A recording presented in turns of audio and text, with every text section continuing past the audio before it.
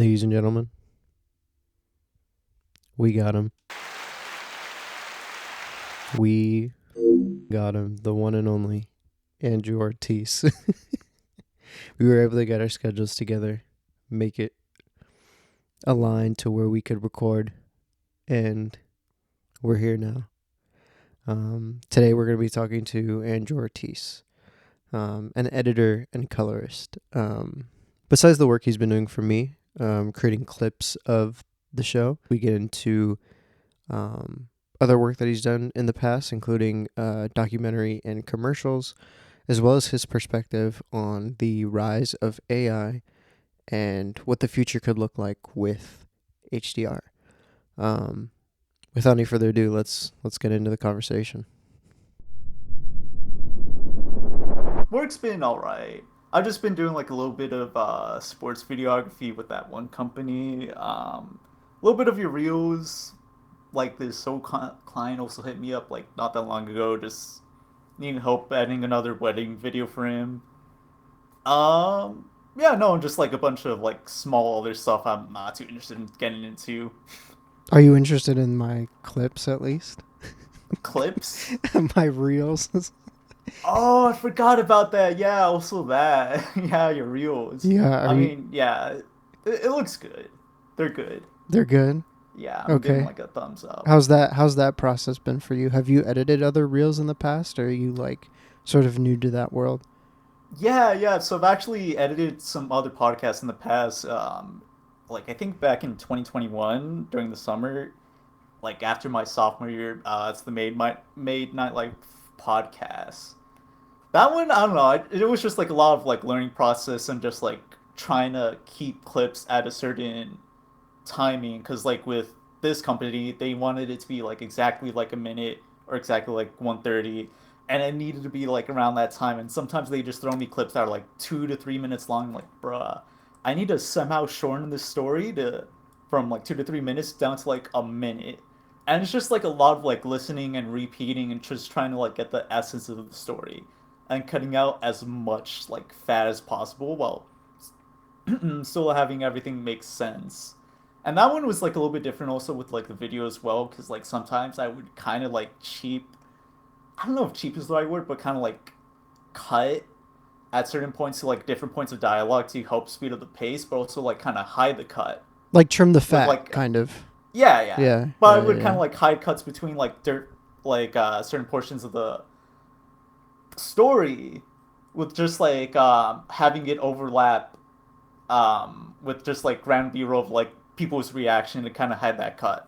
hmm So for this, I was actually about to get into it. So this Made Nightlife podcast, were you only doing clips? Did you have any other responsibilities with this particular agency? Like, what was? Well, give me your whole scope of work that you were given by these guys. Yeah, so most of the times I was just like working on clips. Sometimes the person like leading the actual agency would just kind of be like, "Hey, yo, kind of might need a little bit help with this or that, a little bit with like lighting."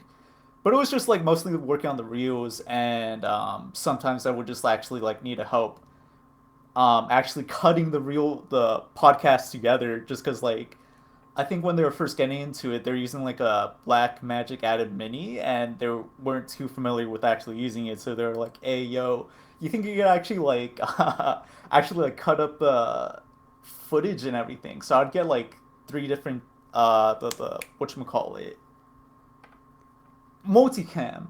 Yeah, I'd get like the multicam timeline from like the Black Magic Adam and everything, but like it wouldn't be cut up, so I would just like have to like come in and just like cut everything myself and just like try to do it as quickly as possible and just like in real time. And that was just like the process, just trying to be like efficient as possible when working on it. But man, this was like a while ago. But yeah, no, I think that was just like most of my work, just working on the clips, sometimes helping actually cut the podcast. And bro, actually, I kind of like love the Atom Mini a bit, just because like the great thing about it is that it just like feeds in all the footage, Mm. and then when you start recording, it also makes like a DaVinci Resolve timeline.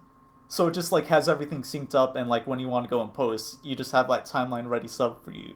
No, there's no process of like syncing all the audio or video together. It's just like all in one convenient timeline. just in case if there's like changes need to be done. So when you're saying like it's like pretty intuitive when it comes to integrating it. I mean, obviously it's Blackmagic's own product, but like when it comes to integrating it into like DaVinci Resolve, is it like you're saying it's a separate timeline? Is it like this multicam like clip that's coming out of the Atom? Is that all one clip and then you kind of decide the cuts after the fact? Is it just a timeline with three separate video what is it, channels? What Yeah. does that workflow look like? So I think you have like a couple options. There is just it does record one video, Mm-hmm. just like one pre-rendered video for you. And you also have like a timeline of all the three channels coming in. So you got like three different tracks going in. And you could either have it like cut up how it was exactly like it was when you were like doing it live and everything. Mm-hmm. And you could just like go in and edit it yourself. Or you could just do what we were doing in the beginning, which was not really cutting live, but just like come in and post and just like kind of do it yourself. Just kind of find the place where you need to cut it. And that aspect did kind of come in a little bit clutch when editing the reels itself, just because like I did also have like the flexibility of just like cutting between like different clips or different angles whenever needed. Yeah, definitely. And I think for what is it, three people plus the wide, like that definitely seems like without something like an Atom, that seems like kind of a nightmare when it gets to post. Um, Yeah. Speaking of, sort of editing, this is you mentioned this was like in what was it, like 2021? Yeah, 2021. Were you editing this on the shoebox? This was like this was literally right before right after I moved out the shoebox. Shoebox. Just because I was like in that time I was like, oh shoot, I'm gonna be traveling a lot. I'm getting paid for this. Mm-hmm. I might as well just like buy an actual ITX case. And that's the thing that's like really frustrating about the ITX market over here. Well, during that time of 2021, because like if you wanted a small sub 15 liter case, you needed to pay like $200 plus if you want like a good ITX case. Yeah. So I was either spending like $200 on a case or just like a shoebox. I'm like, I'm trying to save money, so I'm like, bro, I'm just gonna like get like one of those knives. I don't know what they call it, X-Acto knives. Exacto Cut up knives. some Yeah. couple holes, Yeah. get some zip ties together, and just like cut up and everything, and just like make sure there's airflow, so I could just like save up on money and just like bring around my computer around the time. Yeah, especially like because were you DITing at all at this point? DITing. Yeah, yeah, I was doing like DIT work for my school and everything. Just Mm-hmm. like whatever like film I was working on as an editor. They didn't have like a lot of people to have a separate DIT, so like most of the times you could like you're mostly also attached as a DIT as well. Yeah. I mean, you could also delegate it to your assistant editor. I think I did it for like one film. I made sure to like go through it with them first day and just like talk about the workflow and everything, just doing DIT services like actually on set. But yeah, no, most of the times I was just coming in with like a shoebox. Well, specifically that school year, coming in with a shoebox and just like doing my DIT work out on set. Yeah, yeah, yeah, yeah. I remember what's it called, like the first generation of this shoebox, and I think there was a couple times where you had mentioned like DITing on certain productions, and like the fact that you were like, you know what, I'm gonna take my desktop and I'm gonna figure out how to make this work, um, just to get into the motion of editing. Like I really admire that, and I'm kind of secretly hoping for a shoebox 3.0 at a certain point in time. What are you using now? So obviously, um, yeah. What is your main like editing?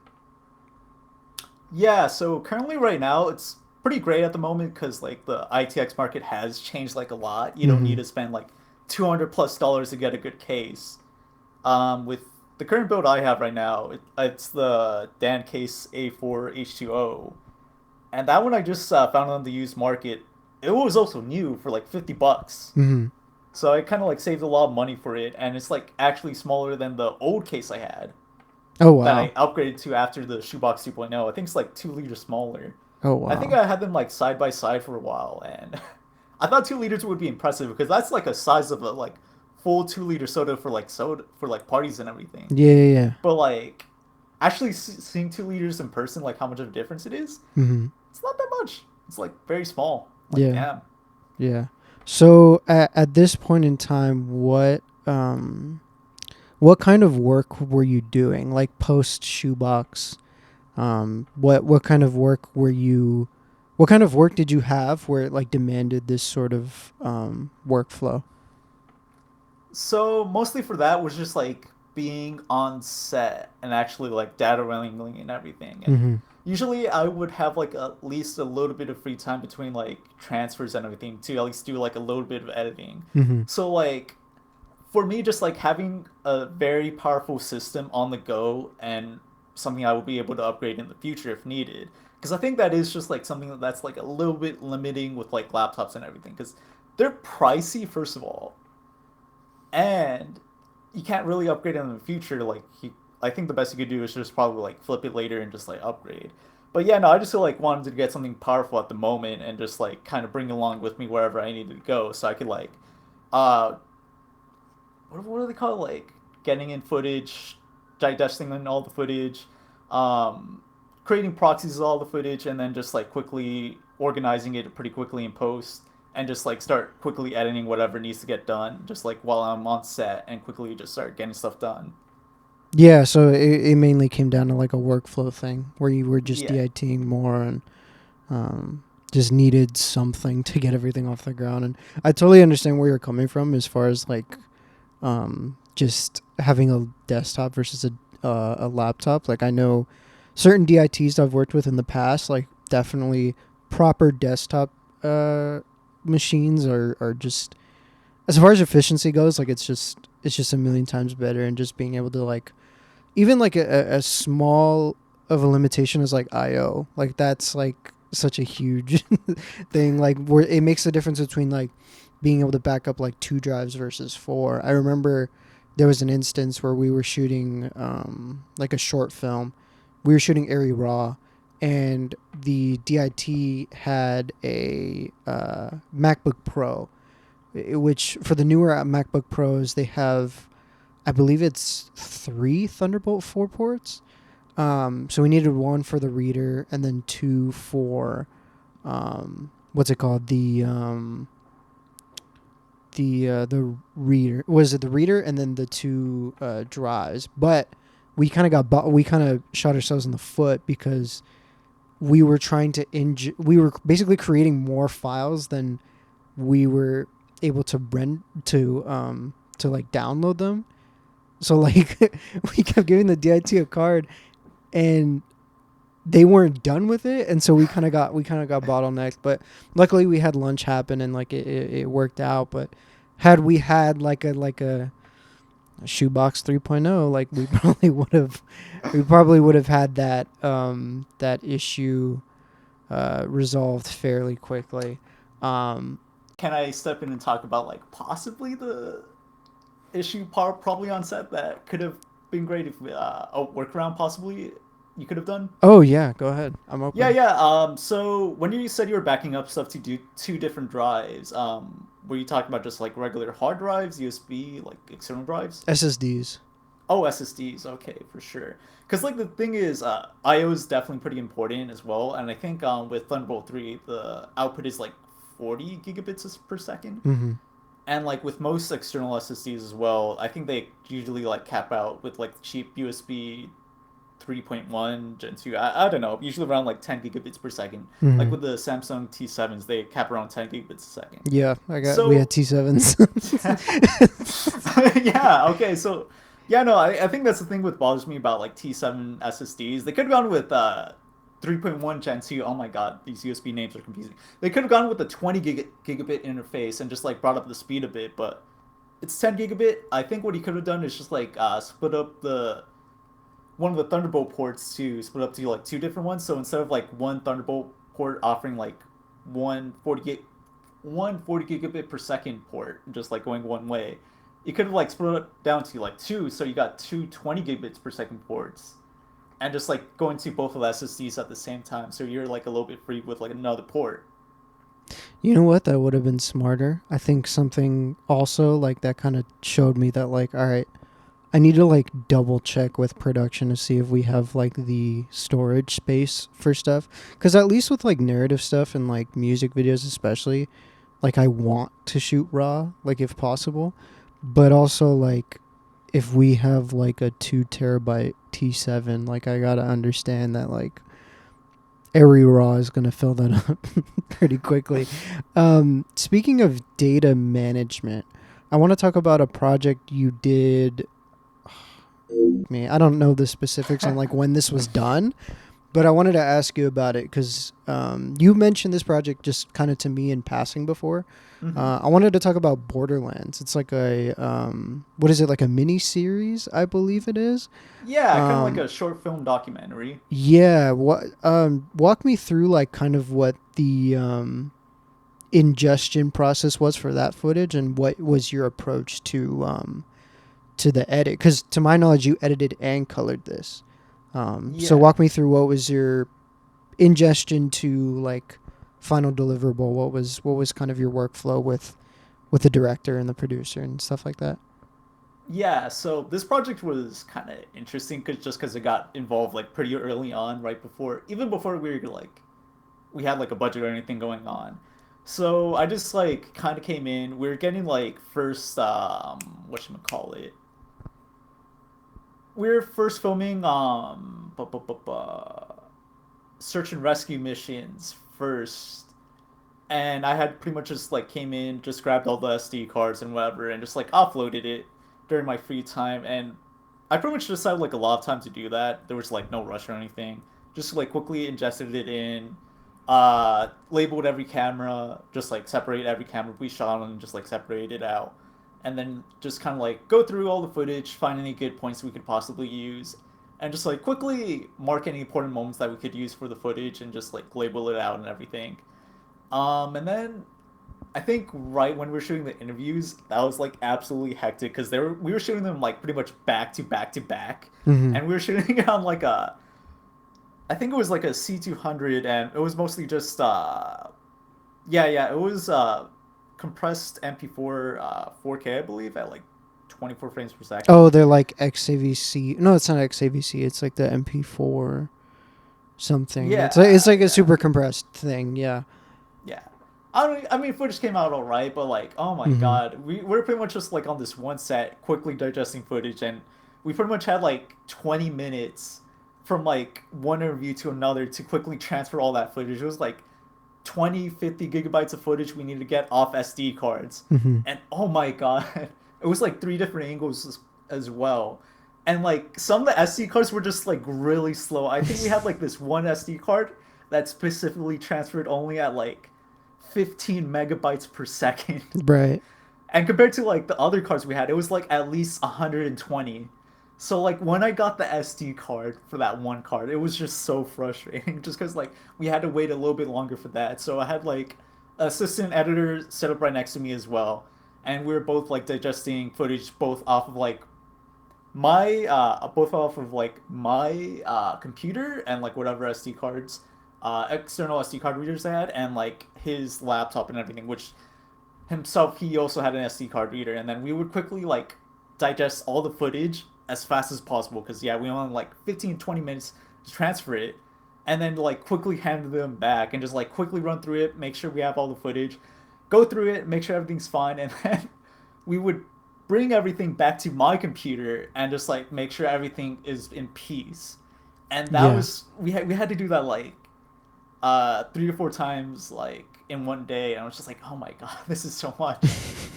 But we were able to manage it. We were able to like quickly go through it, and everything looked fine, and we were just like managed to pull off Incredible. So you were offloading like after every interview? pretty much, Oh my just god. because there was like 15-20 minute gap. Oh my And god. oh my god, that was like tense. Yeah, yeah. And what's crazy with the C200 in particular, like it's nerf or nothing. So it's either these really small files on these really SD cards, or you shoot complete uncompressed raw on a CFS card. There's just no in between with that particular camera. So I'm pretty familiar with the C200, so I totally feel you on that SD card issue. Yeah, yeah, no, oh my God, that was Yeah. like a lot. Ah, man, I remember. Oh yeah, no, we're also doing like a little bit more in terms of just like what we're doing, just because Yeah. like after we ingested the footage and everything, we got everything labeled. Um, there's this program that I had to use. This was like before like any editing NLE softwares came in with like their own transcription software, transcription tools. So I like pretty much bought this tool as well. It's called Descript that pretty much just makes all the audio into like text, Mm-hmm. and we pretty much just like ran through it and just like made any last minute corrections as well to that, and then just like exported it out to like the director and everything. After we were done, just like ingesting all the footage. So Right. yeah, we also had to deal with that. Oh my god. So you were doing the transcriptions by hand, or how did that work out? So yeah, and so just like before like DaVinci Resolve or Adobe had their whole transcription tool, I had to use a separate software I paid for called Descript, Mm-hmm. which I actually learned from the Made Nightlife podcast. That's where I learned the tool from Mm-hmm. when we were doing a little bit of audio to text thing. Yeah, speech to text, do the whole thing. Bob, I kind of learned it from that, and then I had to like implement it in Borderlands right there, just because like I felt like the tool definitely came in like clutch when everyone just had to like take a look at the transcriptions and everything. Yeah, definitely. And at least like as far as the transcriptions go, like I've learned a lot about your post production process just from the fact that like you are editing like clips for this show and like just learning a lot about that auto transcription tool. That is a night and day difference as far as our process goes. Just to give you guys like an insider baseball. Um, so after the transcriptions are done, the director, producer, whomever, they find the things that they like. They find the pieces that they like from the interview. The edit's done. What is your color approach to at least this particular project, or in general, however you want to answer that question? What is sort of your color approach? Yeah, no, let me think about the time, just because like I'm wondering if that was the time I just started using color management. Oh, okay, no, this was a time where I was using CSTs to like get my footage transformed. Mm-hmm. But like at the time, I would just basically just like use CST transformations to get the log footage converted into Rec 709 at the time, and just like quickly just get like everyone just like a rough preview of how the image looks, and we just kind of start editing from there. And then I think it wasn't until like picture log is when we or near picture log is when we started getting into a discussion of just like how we pictured the film and everything, and just started like grabbing like stills from like certain films or just like documentaries we're kind of inspired by, and just to like do a small discussion just like how we kind of picture the film to be and just like what kind of like look we're going for. And then from there I would just like kind of like color the footage from there, just like go a little bit more in depth from like shot to shot and just kind of go from there and just like try to tackle just like what we need to get, especially with the archive footage. Mm-hmm. I think I was definitely discussing with them how we want to go with the 16 millimeter look, Right. even though most of the archival stuff was more of just like VHS footage, just like yeah, no VHS footage gone at the time. So I just like had to come in with like heavy grain and just like add in like a little bit more warmth and like 10, yeah, warmth 10 and a bit muted kind of tones out in the beginning Mm-hmm. to kind of give it that feel. And honestly, I feel like it came out pretty good. Just like looking at it and everything. Just given like the time constraint and sort of different restrictions. Um, that's pretty cool. Did you, for this particular project, did you develop a LUT with the DP, or was that a conversation that you had like after the fact where they were giving you notes? What was your dialogue between the DP and yourself for this particular project? Yeah, this one is really unfortunate in that aspect. Because like me and him were definitely in the talks in the aspect of just like, all right, he personally wants to like help in and just like color the film as well Mm-hmm. whenever he has the chance. But like this was his senior year and he was like majoring in two. Yeah, yeah, no, he had like two majors he needed to like finish up and everything.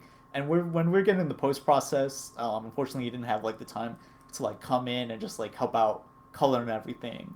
So it was just like mostly just going off of just like references and shows he shared me out in the past, and just like films he sent me as well that I watched as well, and kind of like go from there and kind of get his reference and everything, just like how we kind of picture the film to be. But unfortunately, yeah, no, like towards the end, everything got like really messy. Yeah, just scheduling conflicts. I feel like it's kind of the same thing on my end, where like I don't unfortunately get the chance to talk to a colorist at all. It's just kind of like once, especially like music videos, like once it's out of my hands, it's like it's out of my hands. I don't usually get the time to like talk to a colorist or like be able to have a session with them, or even know who the colorist is before. Sometimes I'll refer somebody and then they end up going with somebody else for whatever reason. So I definitely appreciate you like keeping in mind like involving the DP in some capacity, albeit it seems like this guy wasn't as readily available as maybe you hoped he would be. But just the fact that there was some form of dialogue is definitely, to me, it's better than nothing. You know what I mean? Yeah, I definitely agree. Yeah, just like with most films I worked with, I would definitely appreciate getting like a cinematographer's aspect as well, just like how they kind of like picture the coloring to be, just because like they shot it themselves and then they had like a big direction on just like how they picture the lighting to be as well. So I would say they just like deserve an input. I wish I could. There's been times where like I try to give a note to DIT and like it'll get to DIT sometimes, and like usually it's like a light, like it's a light color correction. Like if I know, because there's some like when I worked with Red a lot, none of their cameras have built-in NDs, so like I would need to put in like 4x5s, like drop-in ND filters. And at least with the ones that I own, they have a pretty massive magenta shift. So I try to make, especially when you're stacking like a few of them, they got a fat magenta shift, dude. So Damn. what that's like kind of the main note, like please, I don't want this magenta shift in there. Like get it across that I don't want it. And usually that makes it across because I make a big point about it. But Mhm. um because I don't get to have that dialogue, I like really try to make a point of like trying to keep as much of the color palette in the image as much as possible, if that makes sense. So like leaning into like at least for the last few things I've done, I've just sort of set like, for example, like maybe I'll have like a wardrobe suggestion that like could fit the color palette better. So that way, like whoever gets it when it gets to post, like they can kind of like highlight and like bring to life, so to speak, like what the existing colors are. But yeah, I appreciate you making that conscious effort to talk with DPs. We're definitely having that experience now with a few projects that we're working on right now. I won't get into it because it's like semi under embargo, but I've definitely learned about a lot about your process, and I definitely admire the discipline that you have for coloring for sure. Speaking of, there was one kind of project that I saw in your portfolio that really stuck out to me in particular. This Modelo ad that you did.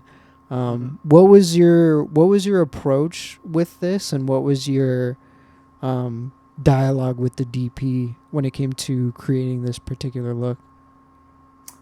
Yeah, I don't think there was like, cause I think it was like a more discussion between like me and the gaffer with that project and everything, Oh, and really? we were like, I mean, yeah, we were like talking a bit, and like me and the DP were definitely discussing just like taking a look at the footage, and we would like put on like a reference frame as well. We're trying to go as much as possible to reference the original Modelo ad we're creating as possible, and that one I just like kept on like we kept on like looking back at the original frames and then back at the what we have at the moment, just trying to recreate that look. Mm-hmm. And I think the main focus for that one was just trying to really get out the teal colors in the whole film and everything. And this one was like, I think we had like a week to like quickly edit and like color the whole thing and everything. So a week to shoot and edit and color the whole thing. So yeah, no, we were like a bit of a time crunch as well. So like a lot of it was just like left up to my interpretation of just like how we were gonna approach this and how I was gonna color it and everything. And yeah, no, it was just like trying to look back at the reference and everything, getting a look at the stills back at the reference, looking at it, trying to get as close as possible to it at the time. Mm-hmm. Looking at it now, I feel like it's definitely a little bit rough. Trying to like recreate certain tones. Yeah. Maybe I should have just like stuck with more of just like a neutral tones in terms of black, but I did definitely notice there was like definitely a bit of like cooler tones in the shadows that I was just trying to go for Yeah. that I did notice in the ad. Yeah. I mean, you were talking about like trying to recreate this sort of teal and orange. Like it definitely it comes across, and at least just kind of first glance on it, like I buy it. Like it definitely, um, the grade does what it needs to, which is to pull out those colors. And I feel like for this particular product, like you kind of need something a little bit more vibrant. So I think it definitely plays well to Modelo, and obviously drink responsibly, but um, definitely like a lighthearted party vibe, I think is definitely what I got from it for sure. Um, I want to talk about something in a complete 180 kind of. Okay. You looked like you didn't want to talk about it. Nah. so, It was um, like a long process, that film. so for reference, Andrew sees what I'm looking at, and I just pulled up a short film called Liminal. Um, what was that reaction? Why did you have that? I view this as a little bit more neutral and a little bit more stylized, which is why I'm just sort of perceiving it as like a complete 180. It looks like you guys shot it on a Canon C200. What was the workflow for this as far as color, and how did it differ from the Modelo project? Yeah, so getting back on my face reaction I had to that, I'm just like, I don't know. I think it's just like me and just like seeing my old work, just sometimes just like, ugh.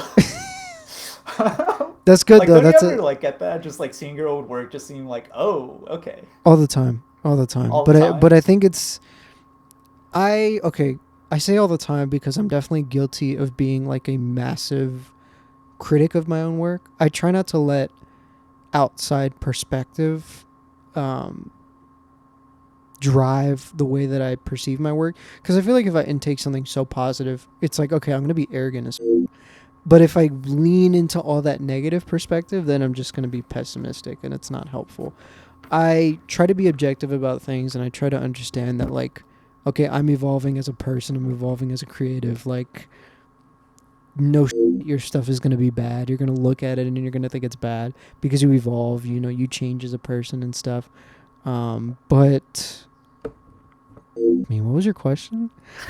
Yeah, yeah. I do look at that stuff like all the time, even stuff that I shot like even a couple months ago. I'm like, damn, I could have done this. Like all the time, all the time. So I guess you feel that way about this particular project. I think it's just like most projects, like taking a look back at it, I'm just Mm-hmm. like, damn.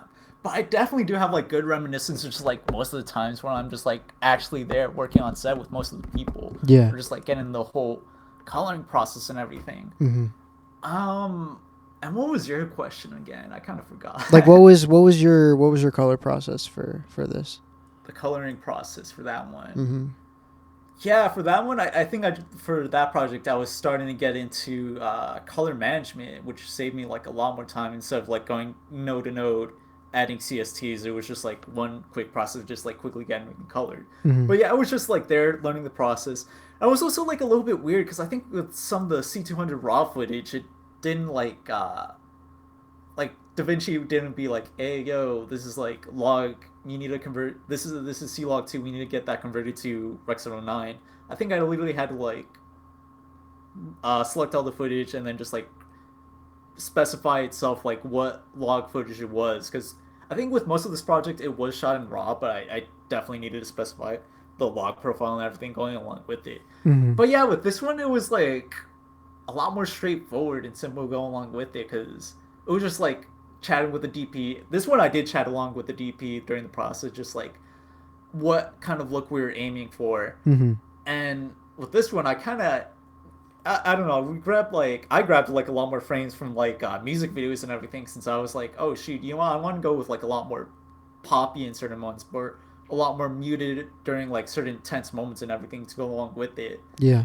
So yeah, this one just involved like my first time just doing in color management, getting in the process, and just like trying to be a little bit more creative with the tones and just trying to push more towards unnatural, if that makes sense, more towards just like Like otherworldly, what. like atmospheric sort of, what's the word? Like Yes. surreal kind of thing. Yeah. Yeah, kind of go to more towards those surreal tones for Mm-hmm. like certain moments, since this is kind of like in her mind kind of moment or her mental state, Yeah. recreating like certain moments from her past.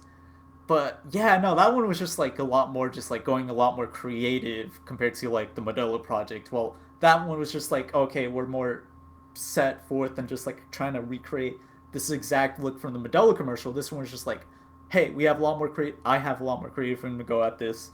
Um, DP, she had something similar in mind, so we kind of like tackled it in a certain way and just like how to approach going more towards like the unnatural tones, more towards like neutral tones when we get towards the kitchen scene, and just like more out there tones when we start getting there towards like the beach and everything. Yeah. Yeah. I mean, definitely. Like, I get the sort of atmospheric vibe from this film. Just like I've seen this like kind of when it came out, and like I was definitely really into it. I mean, I'm always into the stuff you're putting out. You know what I mean? So especially like in these other scenes where you guys are like in a black psych stage, like that definitely like highlighted that sort of otherworldly presence that you were trying to create. You mentioned referencing music videos. What kind of music videos did like the DP put forward, and like what were you guys kind of like? What was your general reference as far as like um, music videos go, like for this particular film? Yeah, so for this one, this was the music videos reference. I kind of like went off like more of like this other colorist reel that I saw that was Mm-hmm. like based off of, like a music video and everything. I'm like, oh shoot, let me pull off this stove. So like when we're at the beach scene, I think we're gonna try to reference it off of this. Yeah. And yeah, no, I think me and the director were mostly chatting about it as well. And yeah, I think the big thing was just trying to learn how to like mute it down, because I think at that moment I was just sometimes pushing colors a little bit out more than usual than I'm usually comfortable with. Mm-hmm. And sometimes it could go like a little bit out of just like the Rec 79 spec. So I like literally when I first went through the first pass through, I took a look at it a second time without seeing it for a couple of days. Taking a look back at it, and then I'm like, damn, this is like really, really saturated. So I Right. like had to like come in and just like tone down certain saturations and everything. But yeah, with the music videos and everything, I just kind of like based off just like this color, other colors that I just like enjoy watching and everything, like what he's worked on, and kind of like reference it from that. Who is the colorist? Kenan Shabani.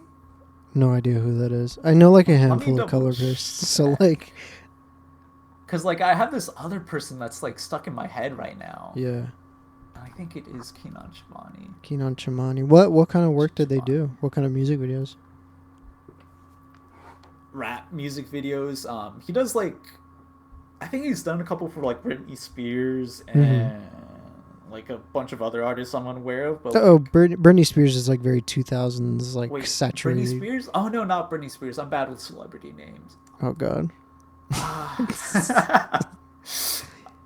I swear to God, who's the Hannah Montana lady? Miley Cyrus. Miley Cyrus. That's what I'm thinking about. Oh God. Yeah, that's funny. Like I feel like if you saw like I'm bad with celebrity names, but like if I feel That's like if fine. you would see them, Yeah, you would know who they are. that's fine. Yeah. But no, I mean this looks great, and we're looking at the beach scene. Um, it looks great, dude. And again, I'm always excited about the projects that you come out with. You remember the time when like uh DaVinci Resolve 19 was coming out, and we were like, oh, hey, there's a lot more AI features, and you're like, man, screw AI. What was up with that? I don't like AI. Okay, what's your reasoning? Um, you've kind of changed my perspective a little bit. Okay. I think when it comes to automation, like sort of what you were mentioning before with the auto transcription and stuff, that's like life changing. Mm-hmm. Like, I feel like now I can run a country. You know what I mean? Like, that sort of thing just like relieves so much of a mental burden on me. I love that. Mm-hmm. However, when it comes to this, I mean, I don't know how much you know about like AI and stuff, but all the Sora that's coming out, not a fan at all. Not Okay. a fan. It's just so soulless and lifeless, and it holds no meaning, and it devoids it of any personal expression or nuance. You know, I feel like Sora tends to create or attempts to create like these technically perfect images, and technically perfect isn't always the answer or isn't the thing that you're looking for certain pieces. Like if I was DPing like a coming of age thing, I don't want a look that's super refined. You know what I Mm-hmm. mean? Like I need something a little bit, whether it's in the lighting or whether it's in the lensing. I need something that's a little up, and A only little a bit person. human. Oh yes, only a Human. person could make that decision, and I make that decision based on my own personal experiences growing up. That is the reason that I am making that choice. Is an AI going to do that? I don't think so. How do you For feel? for me, I was thinking more of AI as a tool than more just like, oh yeah, no, let's just have it recreate this image. Cause Mm-hmm. like for me, just like thinking about it in certain aspects. Um, have you ever seen Dear Brandon, that old film I did back in high school? Dear Brandon. It's been a while, but I remember seeing it. Yeah, it was that whole thing where just like I rotoscoped a guy to be black and white. I only have it on my YouTube channel at the moment. Oh, yeah, yeah, yeah, yeah, yeah, yeah, yeah, yeah. I remember this. I remember this. Yeah. Dear Brandon, dear Brandon, dear Brandon. When was this? Do you remember? This was like high school, May, like late April. Oh yeah, it's like down below Do you have like for a the whole year? suicide hotline. Oh, Yeah, dear yeah, right Brandon, there. dear Brandon. Update, Update. update, Yeah, update. update. This one I didn't know how to color at the time, so hey, it looks like log. Okay. Or I think they fixed it. I Yeah, don't it know. was black and white, and then you did like some rotoscoping for like a color thing. Yeah, Oh, it was the opposite. So he was black and white, and then yeah, everything else was color. I remember seeing this at the time, and I was like really impressed by it. bro. It took me like a week of staying up till like 3 a.m. every night. Just come home, rotoscope, pass out at 3 a.m., get up at 6, Mm-hmm. rotoscope again and again and again. And you know what DaVinci Resolve can do now? There's a rotoscoping feature built in. This could have saved me days worth of time with that AI tool. Think Okay. about how useful that sounds. Just like having a tool that can like save you days worth of effort, that can give you like a decent foundation to start upon instead of just like manually doing everything by hand. It just saves you like a lot of time to save on foundational work that you can't be work on refining it. You know what I kind of I agree in a practical sense, like if you can use it for that or like the subtitle stuff, like that is indefinitely more valuable than it would be to do it by hand. Absolutely. But I also think that like I don't think AI should replace human creatives. I think that would be a detriment to society. I think it would turn into just a race to the bottom, I think, is Mm-hmm. the simplest way that I can put it.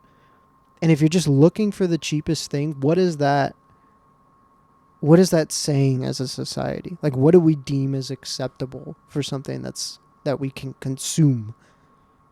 I think my mindset isn't towards like it shouldn't replace people, but it should help like speed up certain speed up certain aspects to help be more creative. Mm-hmm. Because if you're spending more time just like doing the foundational just like work to build something up where AI just can just like do it for you, it can definitely help in certain aspects like this. Another good example I've heard about that's been like great just like hearing about it from like another YouTuber. Mm-hmm. There's this tool, this AI tool that like quickly grabs like a ton of footage and is able to like quickly classify certain aspects of it. So like, oh hey, I want a shot of like this dog that's like somewhere along with like hundreds of hours of footage. Like let's say you shot a documentary where Mm-hmm. you have like hundreds of hours worth of footage and you need to find one certain thing.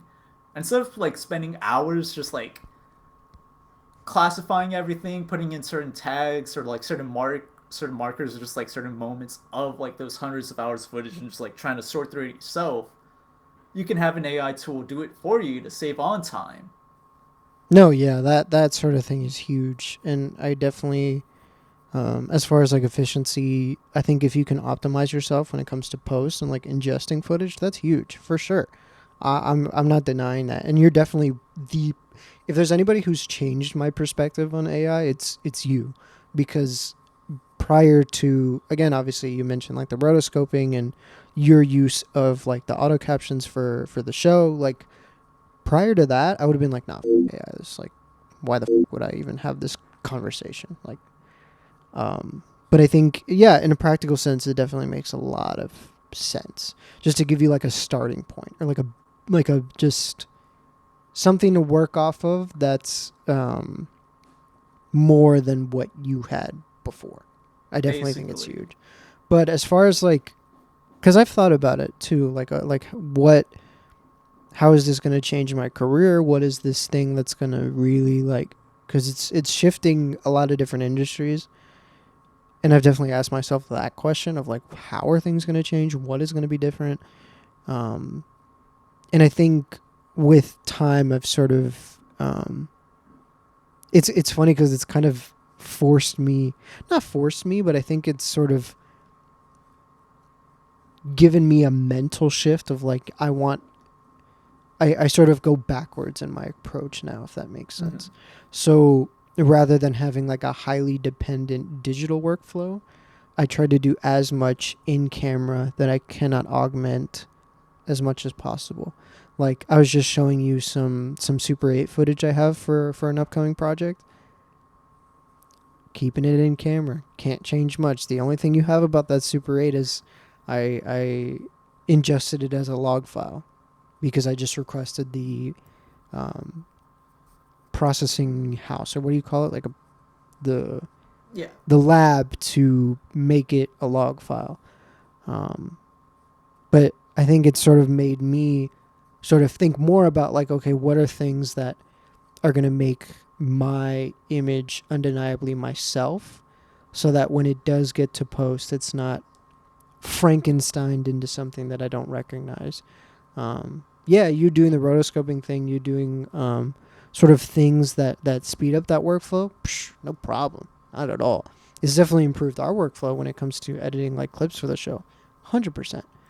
But yeah, I don't want it to replace people. I don't. Yeah, definitely not creating the replacing the creative aspect of filmmaking. Because like you were saying, you could you personally shot everything on like 16 millimeters self. Mm-hmm. I mean, you could have just like added a weird LUT or like whatever, just like try to recreate it with like actual digital footage. But it's like, yeah, you do get your own personal touch, just like actually shooting it in like 16 millimeter and everything. Get that human characteristic, I guess. Do you want that film look? You just shoot it on film. Is the moral of the story. Exactly. Yeah. Yeah. What about you? Do you work in post? So I imagine your fear is more than mine, right? As of me, I just been thinking more just about like how AI can help speed up my workflow rather than just like speed up certain workflows and try to help me be a little bit more creative Mm-hmm. in my time rather than just like spending that time trying to do like the foundational work for certain aspects, like what I was talking about with sorting through footage or just like rotoscoping manually. I could just like get that done automatically. It just saves me time to do focus more on creative work. Mm-hmm. Yeah, definitely. We've had some conversations before about HDR, Yes, and you are very passionate about it. I am. I am very passionate about HDR. What is your reasoning for that, and what do you think is some like misconceptions around HDR, and why do you think an HDR workflow hasn't been implemented sooner than you hope? I know that's kind of a lot of questions, but Nah, I get you. Though those are definitely important points to tackle when it comes to like HDR workflows and everything. But yeah, no, I think the important thing with HDR is to kind of close that gap between our eyes in terms of dynamic range and within like what we can display out, what our displays can output in terms of brightness and everything. Because I think with like SDR content, that is between like 6 to 8 stops of dynamic range. With at least certain aspects of HDR, I know people throwing like a lot of figures around. We were also like trying to figure that out ourselves, and we were able to get the figure to like 21 stops. But that's mostly because like 5 or 6 of the stops were between zero, well, yeah, 0.0005 nits to 1 nit. mm-hmm. But I'd say it's more around like probably 10 or 12. But yeah, no, it's just to kind of help close the gap between our eyes and what can display. And like one of the biggest misconceptions that people get is that like, hey, my display's bright enough. Why do I want it to be any brighter? And the main point of it is mostly just because for specular highlights. You don't want like the whole display being bright, but more of those specular highlights to give it like that life. I don't know, more of a man, I don't know how to say it, real life look to it. Mm-hmm. And Dolby actually did a study where they got some people in a room and did like a practical setup or like more of a studio setup with like a 10,000 nit display or something. I don't know. I was doing some research about it, but didn't exactly know what they call it. They said it was like a set or something, but I don't know what it was. Anyways, they did our test and everything, and they had like a fire going on where they had like peak speculative highlights going up to like 10,000 nits, and like people had like this weird physical feeling where like people's blood vessels dilated just because like seeing the display of just like fire going off of those speculative highlights. And I was just like, what? Like, damn, those speculative highlights can really make an impact on just like how an image looks and how we actually like feel. Mm-hmm. And yeah, no, they did a study. Ended up being around 10,000 nits is what we should aim for in terms of specular highlights. Not full screen brightness, but just like little sparks of brightness here and there. And I've definitely seen some bit of an impact when it comes to like HDR when I'm like watching or playing some HDR content. For me, the biggest one was Alan Wake 2. It's like this film noir kind of game where like specular highlights, where contrast is a big thing for like lighting and everything. And just like seeing like fireworks just go off like very bright or just like flares exploding, like just seeing those things just like really pop off. Mm-hmm. What you talk about specular highlights? Is that like are those highlights that we can then perceive in an HDR workflow, or what does that mean? Specular highlights. That is something we could definitely see in an HDR workflow, but we would need like a certain HDR monitor at least to like display how bright we wanted to get. Mm-hmm. Because I think with most colorists and everything, they only grade of like what their display can output, and I think with most of them master up to like 1,000 nits. So like certain specular highlights, like what I was saying, fireworks or just like light bulbs in the background, they would get like really bright, like up to those 1,000 nits in terms of brightness. Mm-hmm. And just like make sure like the image as a whole doesn't get bright. So like let's just say like certain whites, like I don't know, let's say a person's wearing a white shirt, those wouldn't get too bright. They would get like I don't know, 200 nits. I think 200 300 nits. Yeah. And that's like another funny thing. People whenever you're calling with SDR, you have like a certain standard. You get like 0 to 100 or 0 to 1023, and like when you go to like 1023, like past your clipping or whatever. Mm-hmm. With SDR, with HDR, you're grading with nits. So like your headroom is a lot higher than it normally is, and it can even go out of just like what your display can even output. So it could go like up to like 5,000 nits, 10,000 nits, but like you wouldn't be able to see it as of like current displays right now. But you could like set it at as high as possible as like that bright. Mm. So it's like more perceived dynamic range essentially, that you're Yes. then able to output to like certain displays and stuff. What is like, obviously I work as a DP. What is like the minimum sort of dynamic range that's required for like an HDR workflow? It's generally not that high. It's like I think around at least around like 10 or yeah, no, basically anything above 10 Oh cuz like wow. it's basically like any modern camera that can shoot log can pretty much just like film in HDR. Yeah, yeah, as long as it hits 10 nit, well 10 bits as well. Yeah, yeah, you at least want like 10 bits in terms of just like bit depth as well in terms of like coloring as well cuz you want like at least more at least be able to display more colors because once you start displaying 8-bit more towards like brighter ranges, Mm-hmm. you're really starting to get more of a blocky aspect, a compressed kind of like look to it. Like have you ever seen like a sunset or everything, like a photo of it, and you see those like blocky ranges between like hopping between different tones and everything? Oh, like the image banding Yeah, stuff. Yeah, yeah, yeah, gradients. yeah. Yeah, That sort of yeah. thing. Yeah. Image gradient. Yeah.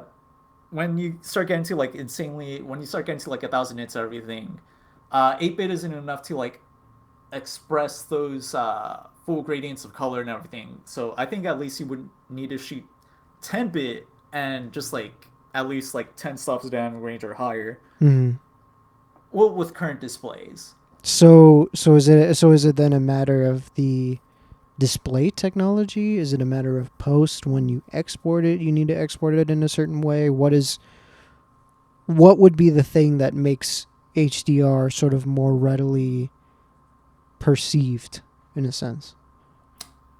Readily Like perceived. what is going to be the thing that needs to happen in order for HDR to be shown to more people? I phrased that completely Oh, okay. wrong. Yeah. That is getting to another discussion that I was going to get into. Okay. If you're okay with Yeah, that. yeah, Sorry yeah. for going into like heavy lore No, about let's HDR, let's but do it. We're or just here. like getting into the television market in general. No, let's do it. We're here. But like, okay, here's the thing. What people want to get an immersive experience is resolution, color, contrast, which is part of HDR, Mm-hmm. and that goes into discussion about OLED and HDR, but that's the thing. A lot of consumers don't actually care about that. Mm-hmm. The biggest thing people care about at the moment for like when they're shopping for a TV or something is the display size. And looking at the Chinese market and everything, Chinese TV manufacturers are like competing with LG and Samsung when it comes to like OLED displays. And just like, shoot, I don't think they're like, shoot, we don't think we could like compete with like trying to develop new technologies and everything. Mm-hmm. So let's make displays bigger and cheaper. So now you could get like TVs around the size of like 100 plus inches for like $1,800, and that's what consumers are looking for. They're actually looking for bigger displays rather than just like HDR, just like coloring and everything. Because like it's very hard for me to like explain to people what HDR is. Meanwhile, it's like a lot easier for people to be like, oh shoot, I want a bigger display. Yeah, definitely. So I think once we get like if we ever get out the phase just like, oh hey, I want a bigger display, when we get the perfect size display of like what people want in the living room in terms of like pricing and everything, I think that's when consumers will start caring a little bit more about HDR. I think it's more of just like a enthusiast thing or just like a big term or selling term that people are just like getting into that are like selling TVs and everything. Oh, it's just like a cool flashy terms. I don't know. Do you get me? I get what you're saying. Like eventually you think HDR, like it has to kind of catch into sort of a trend, or it has to kind of naturally become popular the way that like 4K has sort of become popular, or the way that like certain display technologies like OLED has sort of become popular. Like, you think HDR needs to be like a not like a trend, but like it needs to kind of catch wind of like somebody, and then they Consumers. mention it to somebody, and then like it needs to kind of gain notoriety in order for it to be a little bit more like widely adopted. Yeah, because it's even funny. I have a friend, my sister's fiance, who owns OGC1, Mm-hmm. which is like big on like HDR content and everything. Mm-hmm. But when I was talking to him about it, he was just like, "Oh, HDR, that's just more colors." I'm just like, "No, it is way more than that." And he just like really had to go in depth and just like explain to him what exactly HDR is. Mm-hmm. But that's just like the thing. Like people just care more about just like I don't know, deep blacks with OLEDs. Well, like yeah, perfect blacks with OLEDs, and that's just it. Not a lot of people just like know what HDR is or just like care about in general. People just care either about like the OLED's perfect blacks or just like in like a big display for the living room. I get what you're saying, and definitely like the average consumer isn't going to understand like the benefit of HDR. So I think there needs to be a way to like, if you're talking about reaching the masses in terms of like popularity, I think it needs to get to a point where like it's digestible what the benefits are, and the technology I think needs to get a little bit cheaper, and also like as far as like a production workflow like that needs to be a little bit easier to adopt like HDR. I think all across the board that pipeline needs to change in order for it to be like widely accepted, because then it's just like naturally once you show people what the change is, they're going to want that change. I think people like you're not going to know, like the average person isn't like pixel peeping like that. You need to show them what the change is, and then from there they can say, oh, I want an HDR TV, or oh, I want more media produced in HDR, that sort of thing. Yeah, Yeah. because I feel like it's just yeah, HDR is just like really hard to sell to consumers because it's kind of hard to explain to like people, hey, we need the displays to go brighter. We want specular highlights to go brighter, but like Mm-hmm. people are like, yeah, no, my display gets bright enough. That's okay. Yeah, definitely. Yeah, I'm with you on that. Yeah, I think it definitely just needs to be marketed more, and like it needs to be something that's presented as like an obvious solution, and then we'll see more people adopting it for sure. Yeah, at least if anything, it's adopted in like certain Netflix shows and at least a lot of with these streaming platforms they do offer support for HDR, but like I definitely don't think it's that big of a thing that's brought up. Yeah, for Yeah. sure. Definitely. I mean, we've had conversations about this where like yeah, it's just not even a thought when it comes to like the deliverables, cuz like a lot of it ends up on social media, so like it's not really a thought of like, oh, we have to reach to this level of production, like, Oh, so you yeah, know. no, like yeah, just like smaller productions in general as well. Just like Mhm. I feel like most people are just like chill with SDR, which I mean, yeah, it makes sense, but like Mhm. damn, HDR. Yeah, and Yeah. I think eventually it'll get to a point where like, all right, we kind of have to switch to this workflow, and we are going to adopt it. But again, Mm-hmm. yeah, it just comes down to like marketing and like bringing attention to the fact that there's like an obvious benefit, and then people will be like, oh, like why didn't we do this sooner? Da da da da da. It was like moving from like plasma TVs to like 4K TVs. Like you need to show that it's an obvious solution, and then more Yeah. and more people will be on board for sure. You know what I mean? Yeah. I want to kind of go on a side tangent. You kind of mentioned before, at least with like the Borderlands film, and like a few other projects you were working on, just being under such an intense time crunch and just managing your time um, seems like kind of a nightmare sometimes. I'm wondering how you sort of manage it mentally, and how you manage your mental health in regards to work and just like general personal mental health. Like, how do you sort of manage yourself? How do you sort of check in with yourself? What does that dialogue look like? Yeah. I remember I wrote it down as well, just cause like, yeah, Did you prepare for uh, this question, Andrew? yeah, of course I did. Just cause like, all right, here's the thing. I'll let you reference your notes. It's okay. Okay, okay. I mean, yeah, usually for me, Sorry, I just like wrote a lot down. Okay, okay, okay. I mean, yeah, usually for me, I just like head out on walks, especially during the time when I was in college, because it was like such a nice town. I lived in like a college town and everything. I Mm-hmm. was also considered like a night sky city, so like I usually like spend my nights like heading out at like 2, 3 a.m., just like walking around campus, seeing the night stars, like hella nice, put on some music. But yeah, that's what I usually did at the time. As of right now, I usually just like work out. I go to the gym. I personally hate the gym, but like if you ever have like a spite towards someone in like sports and you're ever competitive with them, Mm-hmm. you would kind of like get my urge to like work out and everything to kind of compete with them. I feel that. Yeah, and then just like just like chatting with friends if there's like anything serious I need to talk about. Just like I really want to talk about something with someone, I Mm-hmm. would just like have a discussion with everyone. Yeah.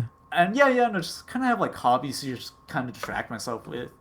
And like for me, I don't know, like I feel like I should just definitely take some like therapy, Mm-hmm. but like I personally for me, I just want to like make some like personal goals. I just want to achieve some personal goals before I just like start taking any therapy, if that makes sense. No, I totally understand. Like, I think even for myself, like, kind of the main reason I like went to therapy in the first place was because I just didn't know. I felt like my brain was like a jumbled mess, and there was a lot of things that I couldn't make sense of that I think therapy really helped to clarify. And I think like the fact that you're already thinking about like going to therapy with like a certain goal in mind, I think is huge, because you're sort of making, you know, therapy is expensive. So like I think trying to optimize it as much as possible is definitely something that I wish I would have done, because it just felt like there was a lot of for a while there was a lot of like trial and error and like just trying to understand like certain things that I was feeling, where they came from, and then unpacking that and unpacking that and unpacking that. It's just like, the fact that you're already thinking like, all right, I'm gonna go in with a sense of direction, is definitely huge, and definitely I admire for you for that. And also, yeah, it's definitely good that like you have a support system in place for the sorts of things that like you just want to get your grievances off your chest. I know I definitely have certain people where I'm like just vent about like certain things that like like you get me like this. Yeah. you know I know we've definitely had those sorts of conversations where we vent about certain Oh my certain god. things or certain people. Definitely, definitely. So that's good to know that like you have a support system in place, and that you have a sort of routine that you sort of have. I just ask more so selfishly, because like I think there's definitely like I have a certain sort of mental check-in that I do every once in a while, and I've gotten to a place where that's definitely more refined than it was. But I think now I'm sort of at a place where like, all right, I know myself and I understand myself fully, and I know, hey, some bothering me, I'm gonna talk to somebody, or I'm gonna just work out or something. Like I know what needs to happen in order to relieve myself of a mental burden. So that's good that you do that. And moving forward, what is sort of your what are sort of projects that we can look forward to from you? Like what do you have coming up? What do we have coming up? I feel like I keep on saying this a lot, but like, goddamn, I just want to like start working on just like some personal content. But like, I feel like whenever I do, I just like get distracted with like actual work, just like some random work just like gets thrown on top of me or something. Right. But yeah, no, I just want to kind of do some just like educational content, just like I don't know what I've learned, cause like, oh my god, I feel like whenever I just like try to edit something like with someone and then they're just like, oh shoot, are you just like editing on your phone or something, or like, oh, what is that? I'm just like, oh yeah, I'm just like remoting it to my desktop and everything. I'm like, oh my god, a lot of people just don't know about it or something. I don't know, Right. there's just like usually just some like odd stuff that I know that everyone doesn't, or like not a lot of people know. I'm just like, I don't know, it would be great if I could just like talk to people about them, just like I don't know, some certain things I learned just like from just like a technical aspect and everything. All right, that concludes today's episode of the show. again, really excited to have been able to have this conversation with Andrew. It's been a long time coming. I think I had kind of mentioned early on wanting to get him on, and then our schedules worked out to where we were able to put this together, and I'm really glad, because I think we had a really interesting conversation, as I do with everybody that I've brought on so far. I think everybody's been I've made the effort to find people that I think are super interesting and could offer some insight, and selfishly kind of indulge in it myself firsthand. Um, so Andrew and I, we've been friends for many years, and from day one, it's always been really cool just to see the way that his brain operates in certain things. For example, with the shoebox computer, I would have never thought to do that. I would have just compromised or got a laptop or something. Or just certain things that I've seen in working with him. Again, we are working on a few projects together right now that I'm under embargo. I'm under NDA for, and it's been really cool to see not only his process and how it's evolved over the years, but also his growth, because I've sort of seen when he was more of a novice to now, where he's kind of coming full circle into um, his full potential. I feel like I articulated that wrong, but you get me. You know what I'm saying. um, anyways, that'll be it. Thank you for listening, and I'll see you on the next one. Peace.